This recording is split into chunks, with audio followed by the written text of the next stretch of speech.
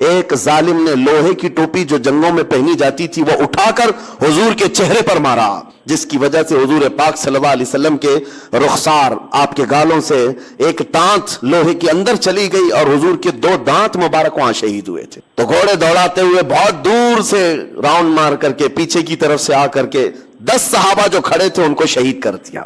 سب سے پہلے ان 10 کو ختم کیا، اور اس کے بعد پھر جو نیچے صحابہ تھے مال غنیمت جمع کر رہے تھے، اچانک حملہ کیا پیچھے سے، کفار و مشرکین پلٹ کر کے آئے، اچانک حملہ کیا، یہ سنبھل ہی نہیں پائے، اور جو بھاگے ہوئے تھے وہ بھی پلٹ کر کے آ گئے، ادھر پیچھے سے بھی آگے سے بھی، اس طرح سے پس گئے کہ اسی جنگ کے اندر 70 صحابہ کی شہادت ہوئی، جس میں بڑے بڑے صحابہ تھے، بڑے بڑے صحابہ۔ اور بہت عظیم تاریخ ہے یہ جنگ احد کی، اس کو بیان کرو تو رونگٹے کانپ جاتے ہیں۔ یہی وہ جنگ ہے جس میں حضرت امیر حمزہ کا سینہ چاک کر کے کلیجہ نکال کر چبایا گیا۔ یہی وہ جنگ احد ہے جس میں حضرت عبداللہ بن جحش رضی اللہ تعالیٰ عنہ ایک صحابی ہیں جن کے پورے جسم کے 80 ٹکڑے کیے گئے تھے، اور کفار و مشرکین نے رسی میں ان کے ٹکڑے باندھ کر ہار بنا کر گلے میں پہنا۔ حضرت انس بن نزیر ایک صحابی ہیں جن کو پورا ایسا رگڑ دیا گیا تھا، مسلح کر دیا گیا تھا، سوائے ایک انگلی کے ان کے جسم میں کوئی چیز باقی نہیں تھی۔ ان کی بہن نے صرف انگلی دیکھ کر کے پہچانا تھا کہ انس بن نزیر ہے،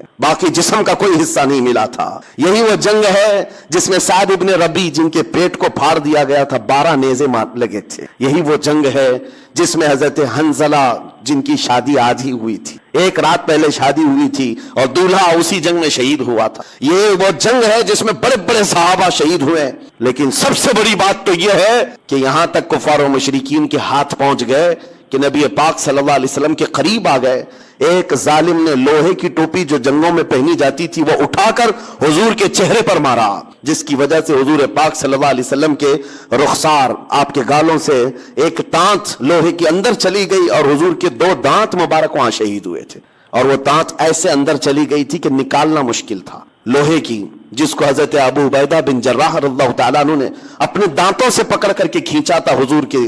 اس رخسار پر چبھی ہوئی دانت کو، اور جس کی وجہ سے حضور کے 2 دانت مبارک اس میں شہید ہوئے۔ یہ وہ جنگ ہے